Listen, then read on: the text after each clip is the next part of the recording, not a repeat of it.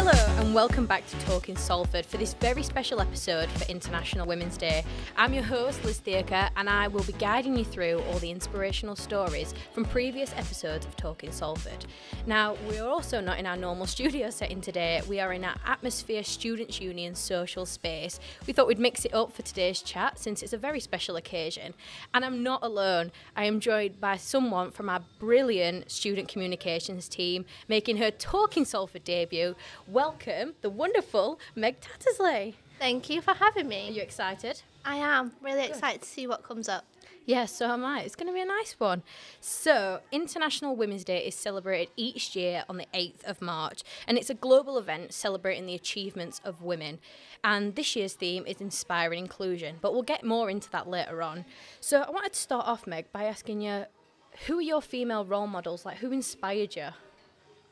I find this question quite tough. I don't think there's one particular role model that I have. I think I've been inspired by women throughout my life, but I always go back to when I was younger and think about my mum and my aunties and how through different hardships they all went through, they all managed to have such good compassion for others and give so much love, and those are values that I think are so important to have, and it's something that I carry with me and try to implement in my life as well.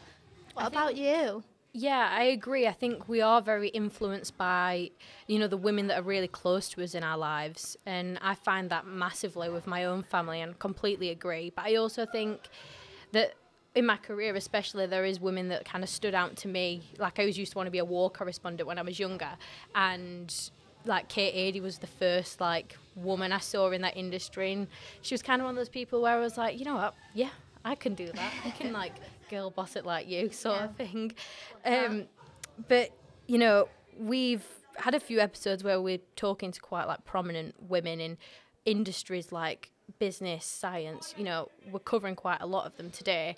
But I want to start off with Chloe's episode because she raised a good point in the Women in STEM episode, which is our last episode, when she spoke about not really having role models and kind of what that meant for her. My earlier career, I don't think there really were many female role models at all, but I didn't see that as a challenge at the time. I don't know if it was a subconscious thing, but I've never had a female boss. All of my bosses have always been men. Yeah. Not that was a barrier. I've been really lucky in that everyone has always been very, very supportive. I've always felt comfortable in a male-dominated area. I went to a boys' school for sixth form. So I think, I'm trying to think of the first time that I had a strong female role model. When I moved to Florida, there were a couple of other postdoctoral researchers at the same level as me, but they were a bit more senior. Okay. They taught me a lot. And actually, we were quite female dominant in our lab when the boss wasn't around. And that was quite empowering. I really surprised myself when I went to Florida because I didn't really think that I was up to the job, and I don't know where the confidence came to apply in the first place. And then I had a very quick interview and was surprised to be offered it and just sort of said yes without thinking, and I was suddenly there. And that kind of gave me confidence. I think from that point, I think I knew I can do this. Because I guess I was a little bit different. I was in the limelight and I was doing okay. So I think the big thing with Chloe's was that she said she didn't really think she had any female role models until she started her career properly. What have been the role models within your career, would you say? Yeah, I think with work and being in industry, it can just give you a little bit of something different. For me, I've had a lot of female managers, and they've shown me how to be a woman but in the workplace, which is something that I was never really shown when I was younger, how to honour and, enjoy being a woman. But you can also balance that with work and what you want to achieve there. I've had a wonderful manager, shout out to Rowie, while working in student comms, and she just created the environment where we could have open and honest conversations. And something that I found really valuable is looking at, as a woman, our menstrual cycle and how that impacts us and how we we can change things at work to accommodate that and sort of go with the flow. And I'm so grateful that I've had women like Rowie who's been able to give us that environment to have those conversations. So yeah. I think it's having those role models and within the workplace. They do help you have a voice as well.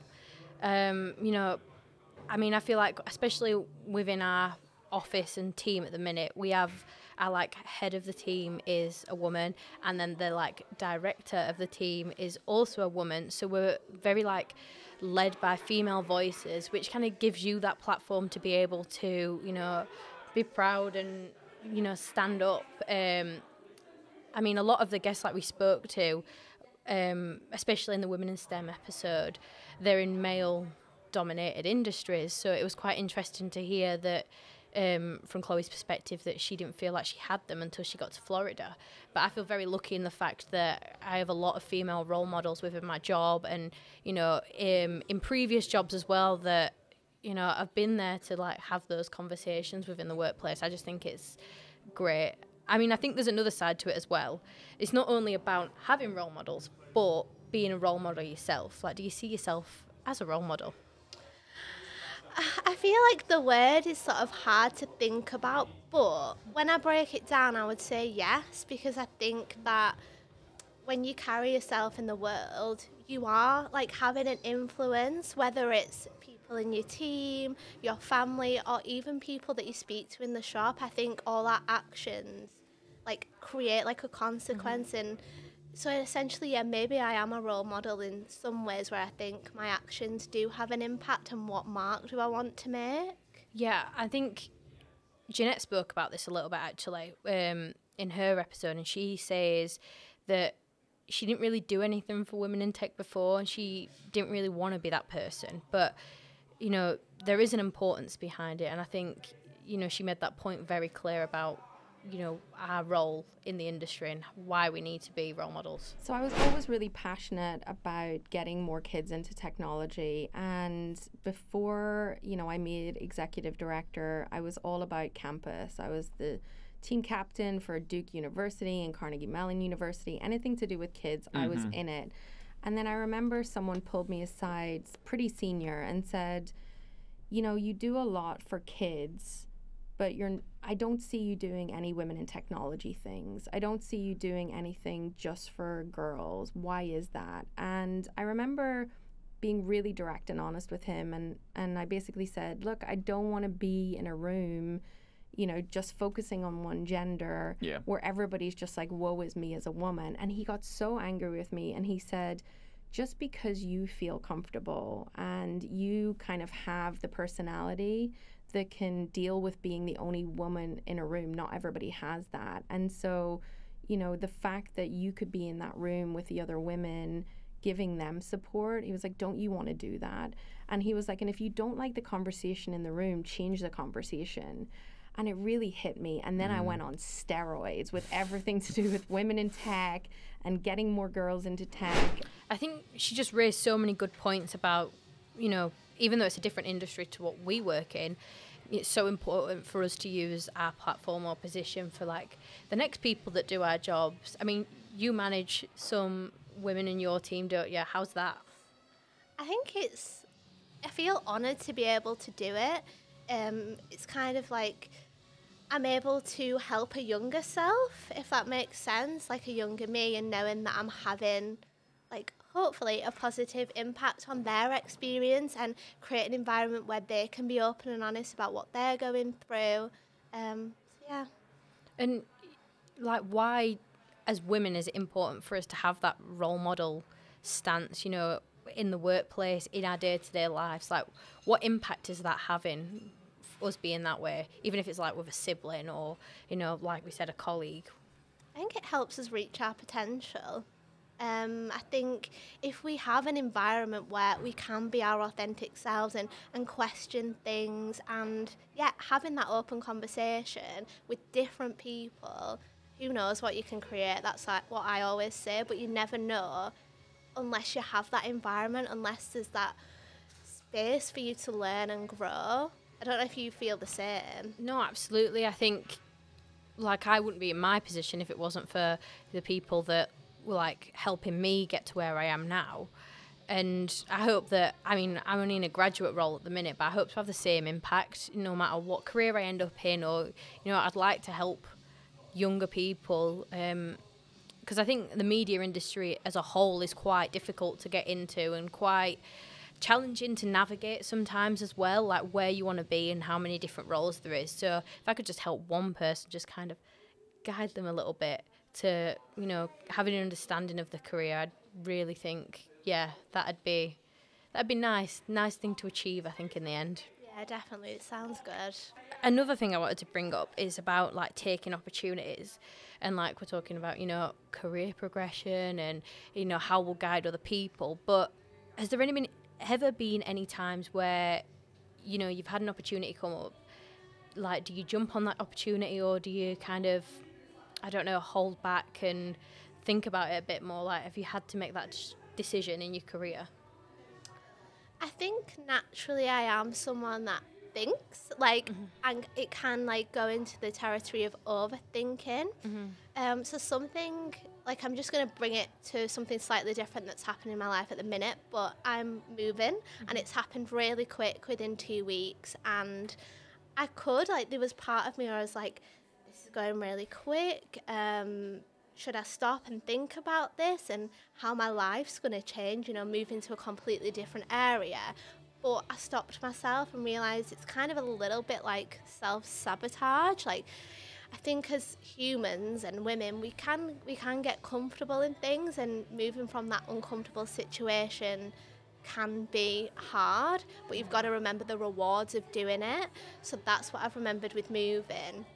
And yeah, there has been parts in my career, like when I graduated, my goal was to get into Manchester, and then an opportunity came in Liverpool, and I grabbed it, and I moved home for 2 weeks, and then I was gone again.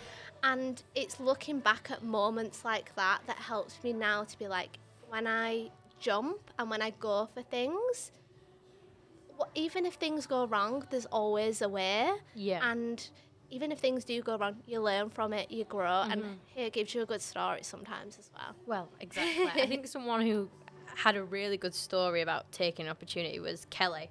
In her episode, she talked about when she first left uni, you know, when you were saying you just jumped on an opportunity at university, she kind of did the same thing. So I just thought it was one of my standout clips from that episode, 100%. The day after my last exam in the professional exams, and so I hadn't actually been out for 6 weeks because the exams were so hard. I'd been in and studying solidly for 6 weeks, hadn't seen anybody.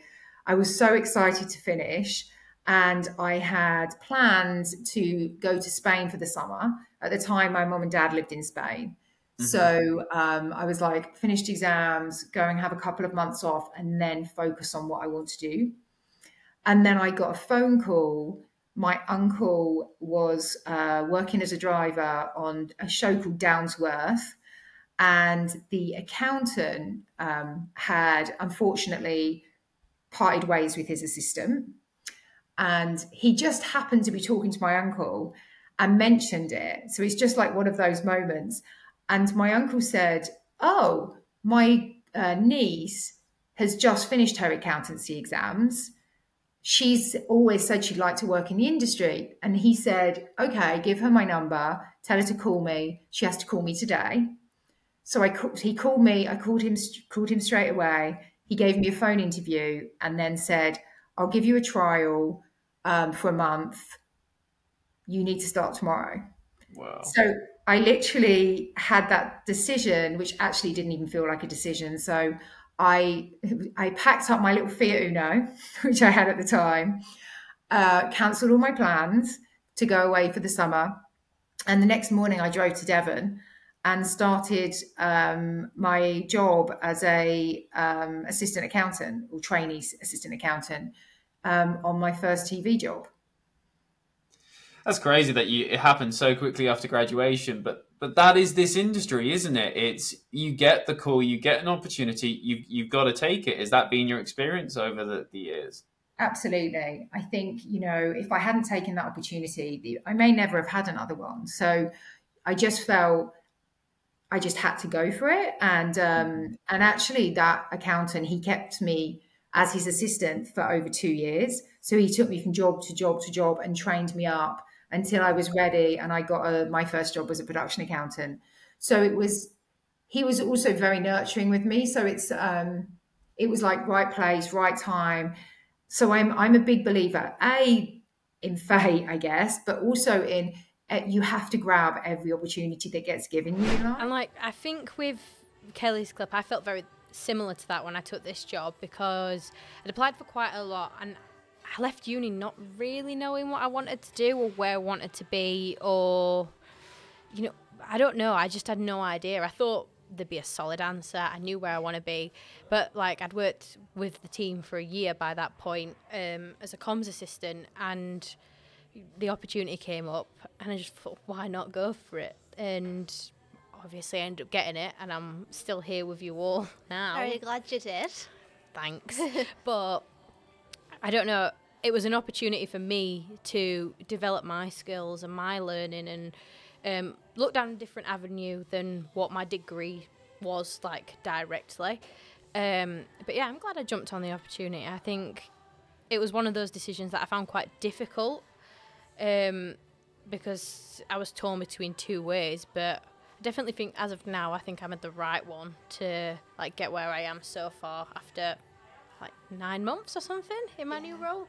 So yeah, I think taking opportunities and, you know, having that is such an important thing. And I think, you know, trusting your gut a little bit is really important. Yeah, absolutely. But this year's International Women's Day is all about inspiring inclusivity. This is the theme we mentioned earlier on. And it's about understanding and like encouraging people to talk about like including women in the conversation more, and, you know, and the importance of that. You know, how do we inspire inclusivity? Like, what is inclusivity? I know we're quite like big about it at Salford. It's like one of our core values. So in your job, what do you see regarding that? I think in terms of my side of things, so my focus here is always about students and thinking about the different students we have here. There's really not like a one box fits all.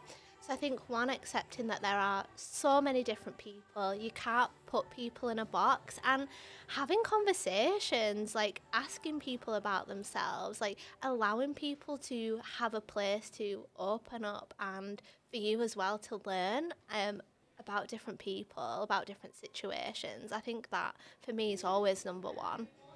And mine's very similar. I look at it more from a colleague perspective, but we're always looking for the similar thing because we again have such a like diverse range of colleagues from different backgrounds and cultures. It's so important to make sure that they feel included. I know we're quite big on the staff network side and like giving everyone a place to have a platform to be able to express their voice really, and I think it's so important. I think it really makes Salford stand out as a university. I always found that when I was a student here, that, you know, you always had a place to be. It feels very, I don't know, like almost like a family in a really cheesy way, but Salford's very community-based and it separates us, I think, from a lot of universities. And yeah, I just think it's so important. And I think more on the theme, Paz from our Women in STEM episode, she talks about the importance of having like representation in different platforms and, you know, why that's so important and how it develops as a person, having, you know, a person that's a role model to you, and why it's so important. Not only we have, you know, visual representations, but female like leaders in what we do every day. I think, you know, having role models is super important because, as you said, you can't really, sometimes it's difficult to see yourself in places when you don't see anybody that looks like you. And I really like, there's like a Nigerian author that I'm going to try and say her name, but I'm probably going to slaughter this, but she's called Chimamanda Ngozi Adichie. And she's a great writer. And when she was a kid, she already wanted to be a writer. And all the stories she wrote, like all her characters were white, because that was all the stories she had ever read. The characters were always white. So, even though she was black herself, she couldn't picture black people being in stories because she hadn't seen any. And that's really stayed with me. So I think having visible female leaders is really important. So why, like, in ourselves, should we be inspiring inclusivity, not only just within for women, but in general? Like, why should we be working towards that, and what can we do to, make sure that we are being inclusive? Yeah. Really sorry, can you repeat the question? Don't really know what I said. If I said, my mind's gone blank. Yeah, it's all right. So, why is it important for us to inspire inclusivity anyway, and how do we do that? I think it's important because I'm always like, who knows what the world could be like? Who knows, like, what we could do in the future? And, one thing that I love about Salford, sort of linking back to what we were saying before, is walking on campus, and there's so many different people that have travelled from different countries to be here, people that from different backgrounds, and I just love that people from all over are coming together and making like Salford their community and making an impact here. So I think that's why it's important, because through giving a space for everyone, like, who knows what we can create. And I think through joining like different forces, like different people, I think that's when the best creations happen. And in terms of like how we can do that, I think I always go back to, because I can get overwhelmed, sort of put the weight on my shoulders, but I sort of bring it back down to be like, what can I do? And sort of, I think there's a saying like, be the change you want to see in the world. So like, through my actions, what can I do to create a world where people feel included? So that's sort of the approach I would take. I think you've brought us perfectly onto our next point, actually, because like, I kind of thought that inspiring inclusivity, you've got to make a bit of noise to make some change, and someone's got to do the work. So why shouldn't it be like, why can't I? Why don't I use my voice and whatever platform I have to actually, make a difference? And it's really about standing up, and if you can have a voice, you encourage someone else to do so, and you can inspire someone that way and really help. I think inspiration's been a very big theme in this episode, hasn't it?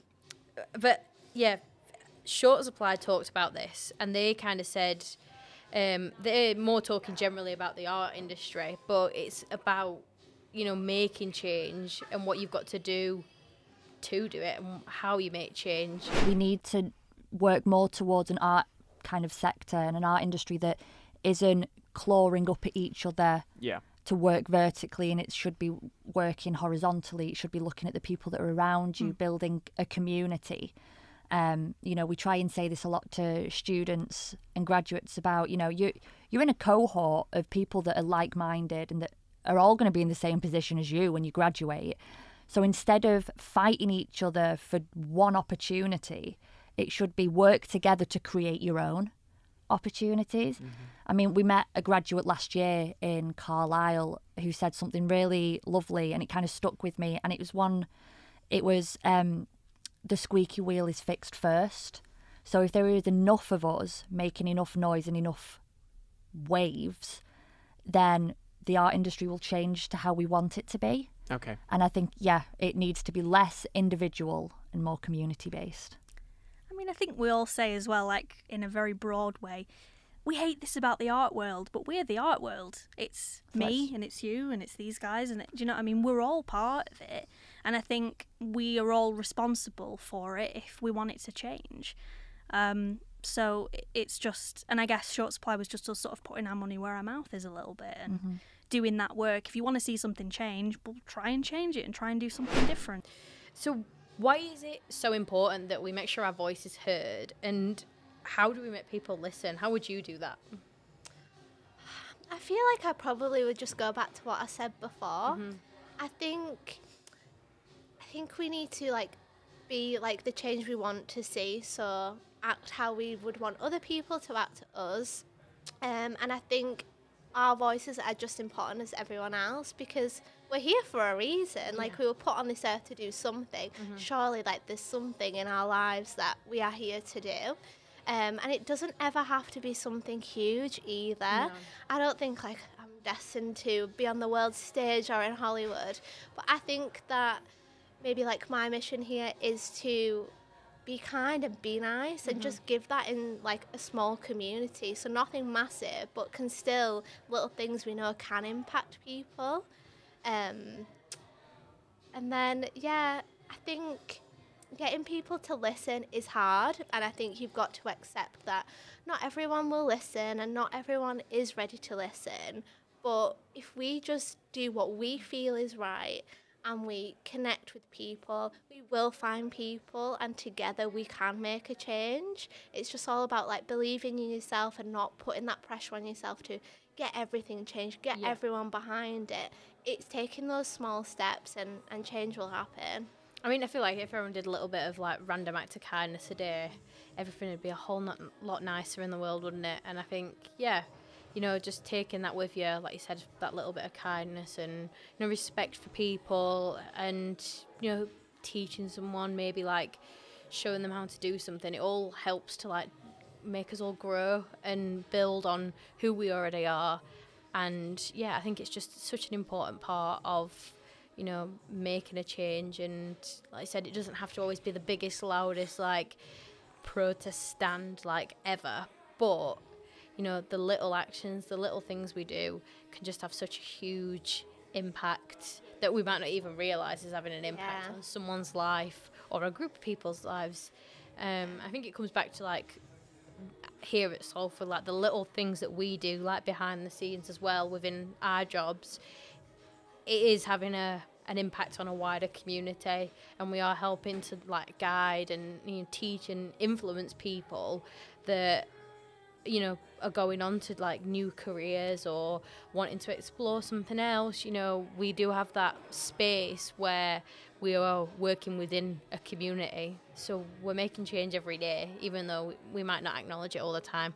And I think that is, like, the nice thing about working within a university for me, you know, this huge community that you are impacting on, even though you feel like a little ant in the huge, like, farm that is the University of Salford, if you know what I mean. Definitely. But I think that's all we've got time for, Meg, unfortunately. Thanks you for joining me. Have you enjoyed it? I've loved it. It's been really good to look back on some of the episodes as well. Would you come on again? Maybe. We'll see. Maybe you can sit in this chair next time. Yes, maybe. We'll see. So I guess all is left to say is thank you for joining me, and thank you all for tuning in to this very special International Women's Day episode of Talking Salford. You can find all the episodes featured in today's episode and more on our Talking Salford YouTube channel and wherever you listen to your podcasts. Thank you again for joining us, and we'll see you next time. Bye.